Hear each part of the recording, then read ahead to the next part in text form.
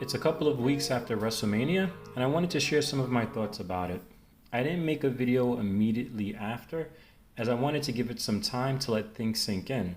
Plus, I wanted to see what would happen on those first shows, Raw and SmackDown, after WrestleMania.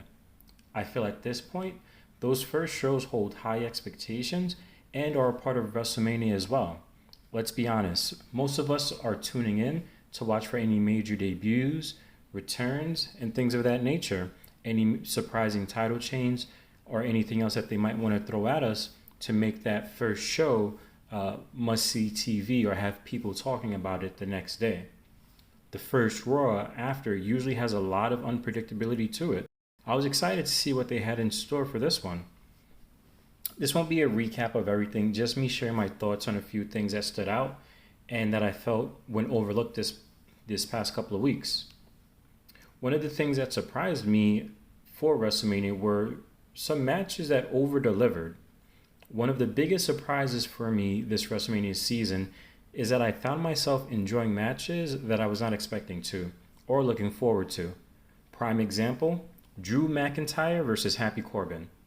This match I had zero interest in. But as the match went on, I felt that both wrestlers were giving their best effort and the match turned out to be pretty good. The highlight of the match for me was McIntyre kicking out of the end of days. This was something that they highlighted during the match and have mentioned over the past year or so for Corbin without overdoing it, and I think that deserves to be mentioned. So it was a little known fact that they didn't shove at you every week. I've mentioned this before and will mention it again. I love long-term storytelling. I don't think anyone has ever kicked out of the end of days, including back when Corbin was in NXT. So when Drew kicked out of it, I felt like even the crowd knew the impact of that and how big of a deal that was. When you take time to build a character or even a move, it can have a great payoff. And I felt that it really did pay off in front of this hot WrestleMania crowd. Another example of things over delivering was the Sami Zayn versus Johnny Knoxville match. I'm not a fan of Jackass, I'll be honest with you, so I wasn't ecstatic for this match. However, I do give Johnny Knoxville credit for completely investing in this feud. He's had more appearances than any other celebrity I can think of to build the feud over recent years. When it came to the match, it's crazy as possibly the only way I could describe it. However, it was entertaining. It's no secret that WWE is trying to draw more viewers who are not hardcore wrestling fans, and incorporating celebrities helps garner mainstream attention. So the good thing about this match is if a casual viewer were to watch it, I think they would have found it funny and entertaining. And credit has to be given to Sami Zayn as well. Surprisingly, this was one of the better built feuds after Roman and Brock. High point of this match for me was Wee Man body slamming Sami Zayn. Definitely did not see that coming. So this was another match that I felt over delivered, as I did not expect Johnny Knoxville to be able to do too much, but having the no hold bars element to it and allowing them to incorporate all these different props, I get it. Some people might find it a bit on the silly side, and normally I would too, but I actually found myself enjoying it and laughing as the match progressed. Something else that I wanted to talk about was the Bianca Belair versus Becky Lynch match. To me, it was very good and one of the better matches all throughout WrestleMania. The entrances alone made it feel like it was the main event of the evening. Becky Lynch had this Marvel intro type. If you've ever seen the Marvel movies, they have that beginning scene where the Marvel letters rotate and you see all the different scenes from all the previous movies. They did that for Becky Lynch, showing highlights of her career as her name turned and you saw the letters and it, turned out to be big time Bex. They did it very, very well. The presentation was great. The only thing that outdid it was Bianca Belair coming out with a live band. I thought it was amazing. Maybe it's because I'm an old band geek, but I was really feeling her coming out to the ring like this. The whole presentation was grand. And not only that, but they both delivered in the ring. My favorite part of this was playing off of that first encounter with Becky extending her hand for a shake. She did it again, but this time Bianca didn't fall for it. However, Becky still pulled off an early manhandle slam, and it looked like they were probably going to do the same thing again and have it be a quick finish. But she got to a 2 count, and I felt I was suckered in, the crowd was suckered in. They did it very well to make you believe that something was going to happen that the crowd just did not want to see. It was a great callback to their SummerSlam match, and I think they played it very smartly. And they will go on to just have one of the better matches on either night of WrestleMania. So I definitely have to shout out both wrestlers, and I felt like they really went in there and did their thing. The match with the highest anticipation was probably Seth Rollins versus Cody Rhodes. It was supposed to be a mystery opponent, but in today's environment, it's hard to keep a secret like this and really surprise people. So the best thing you can do is give the people what they want, but make sure that it pays off well. But some things that I just took notice of, again, I thought the entrances were good. While watching Seth come to the ring, I couldn't help think of the young group of singers he had singing his music as he came out. The only thing was I felt the fire was a little too close to the singers, and I just could not help thinking of just some horrific accident happening where someone's singing and then has something really bad happen. So thankfully that wasn't the case, and I'm sure that they were a lot further away from the fire than it appeared. But immediately as he came out, I thought maybe they might just want to create some more distance there. In regards to the match, I thought it was good. There were some botches. It was a little sloppy at times, but I feel if two wrestlers haven't worked with each other in a while, and your first match together isn't on such a big stage like WrestleMania, this can happen no matter how experienced those wrestlers are. But I felt Seth Rollins was a safe pick for them to use because no matter how things go, he does have that ring IQ to make sure the match goes off successfully. So I can't imagine how hard it would have been for them to really coordinate and organize this match beforehand, because I'm not really sure how far along or how long ago Cody actually signed and they could start working out the match. But I felt they did a good job. And to have Cody's first match back to be on the biggest stage, I thought it was a smart idea, and I thought they did great with it. I love that Cody, early in the match, actually did his previous Stardust taunt, but then kind of did a smacking of his hands motion, kind of saying we're done with that. So hopefully that's the end of the Stardust references, because I don't want to see his character spend too much time looking back on things, but more focused on the superstar he could be moving forward. I've never seen a wrestler look so different leaving the company and coming back as I feel Cody has. And this is even something that he mentioned that following Monday night, or the Monday after that, where he was speaking to The Miz and said to himself, do I look like the same person? He's really matured in a way where he doesn't feel like Goldust's younger brother or Dustin Rhodes' younger brother. He feels like a top superstar in his own right. But I do feel if they make too many references to either his AEW days or his Stardust days, it could work against him. One of the main highlights for me in the match, though, was Seth Rollins' reverse superplex Falcon Arrow combo. I love this move. It always looks great. It looks tricky to pull off because you have to coordinate it on the top rope in a very uncomfortable position for both wrestlers. But that move is one of the most underappreciated, in my opinion. Like I said, it looks difficult to pull off, and I think it would even work great as a finisher. If there's one thing I wish I saw more in WWE was matches finishing where people don't use their finishing move and find another way to pull it off. The only thing outside of that that you might see is the schoolboy roll up, which is the only other way I see people sneak wins. But to see a move like this get used and allow Seth to get a victory, I would like to see that more in the future. The first time I saw him pull this off was actually against Dolph Ziggler when they had a great feud. I forget which belt it was for. It may have been for the Intercontinental Championship a year or two ago. But this is just a way of adding something special to a match when it's a big pay-per-view like this. It's doing the same move but adding a twist to it that the crowd usually hasn't seen.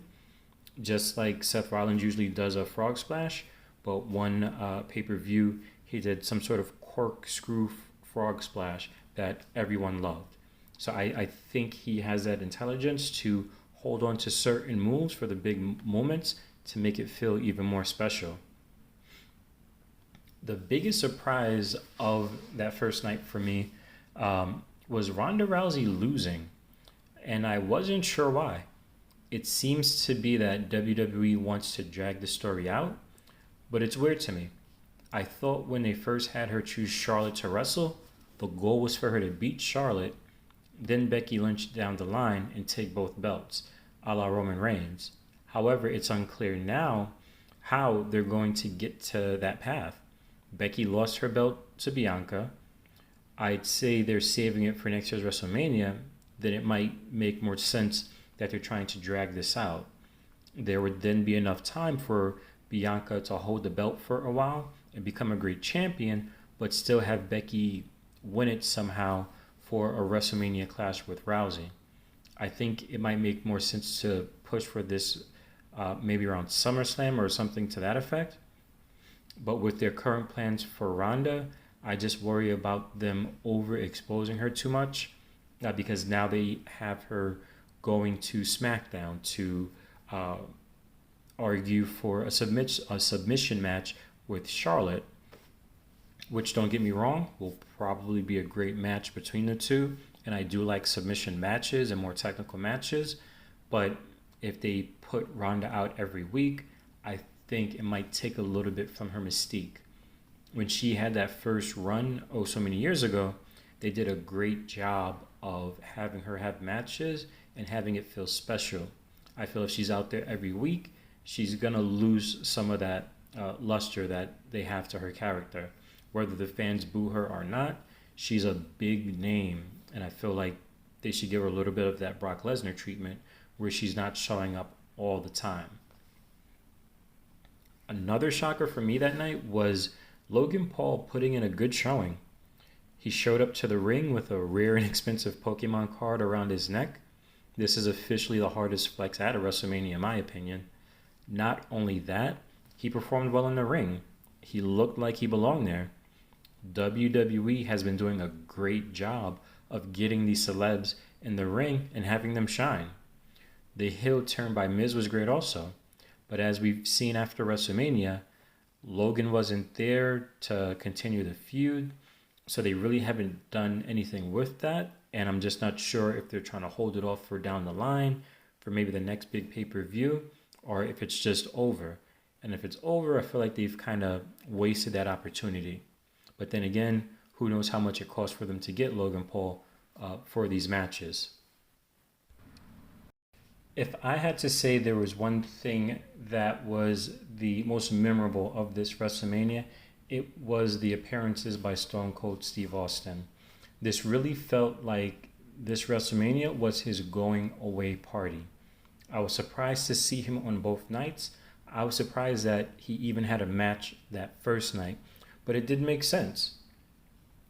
The match with Kevin Owens was great, for what it was. I was super surprised to see the bumps that he was taking out there.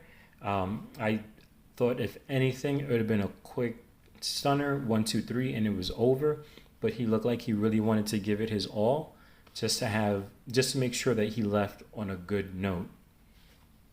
And then that second night, I was not expecting him to come out to, you know, not so much interfere in the match, but interfere after the match, where Vince McMahon wrestled Pat McAfee after his match against Austin Theory. So there were definitely some twists and turns here that I was not expecting. I felt it was going back to the old Attitude Era type of booking. But again, having him come out that second night, I think was more surprising than what happened that first night, because there was really nothing to suggest that he was going to be there both nights. Him giving a stunner to Vince was the perfect way to cap off his last time being in a ring.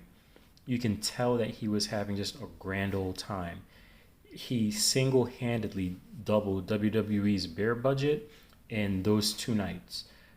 Also, at the rate he catches these beers, I feel like he should have been a slot receiver in the NFL at some point. On night 2, I have to point something out though. Was I the only one who noticed that Vince McMahon reacted to the music at the wrong time? They played Austin Theory's music for the victory, but he looked towards the ramp as if in surprise, as if someone was coming down.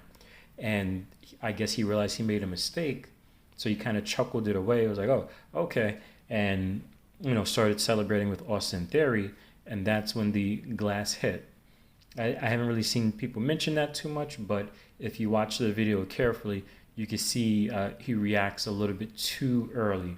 Either that was a mistake on his part, or whoever was operating the music timed it just wrong. After WrestleMania, there was something that really bothered me, going more into those SmackDown and Raw after WrestleMania. And that was the Roman Reigns promo on night 1, at Raw the following night. In the moment, it was fine, but Roman made an announcement that on Monday to tune in on Friday for where things were going to go next. We would find out on Friday that he was going to tell the Usos to go get the Raw Tag Team Championships as well, to unify those, just like he unified the top title belts for Raw and SmackDown. So this bothered me.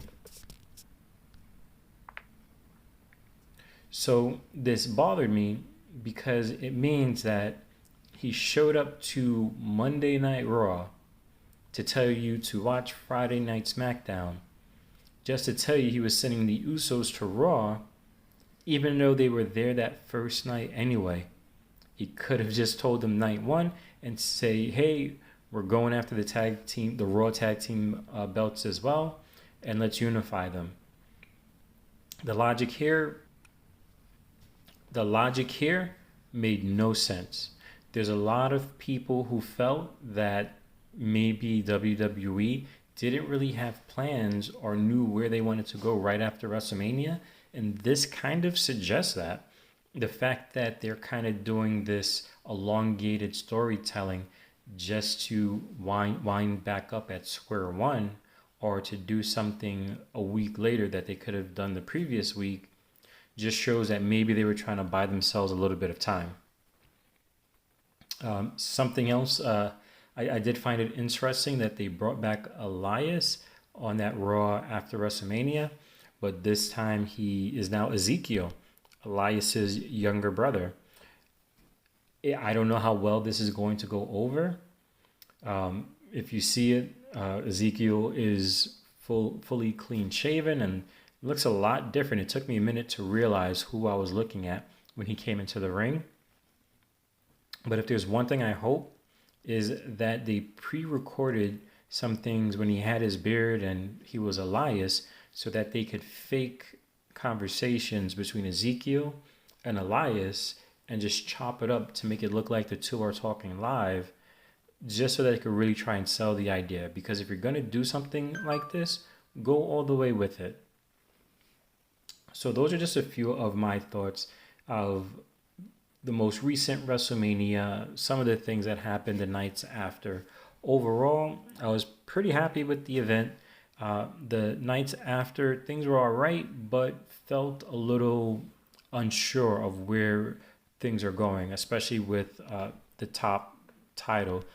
Right now, it's not clear if they even have anyone for Roman to go up against, even though there's two full rosters worth, of people to have him go up against. It's not clear who they want to be that next person. My guess, probably Drew McIntyre on SmackDown. On Raw, I would say if they're not sure where they want to go for a good match, they can always throw AJ Styles at Roman Reigns, but he's locked up in a feud with Edge. So it's going to be interesting to see, and I'm excited for it. I'm going to give them the benefit of the doubt to let them build things back up to SummerSlam, to let that hopefully be another great pay-per-view. But if you enjoyed the video, feel free to click the like button and subscribe to the channel. I'm going to try and put out some more content a bit more frequently. And this is Troy from Dropkicks and Fireballs, and I'll see you on the next one.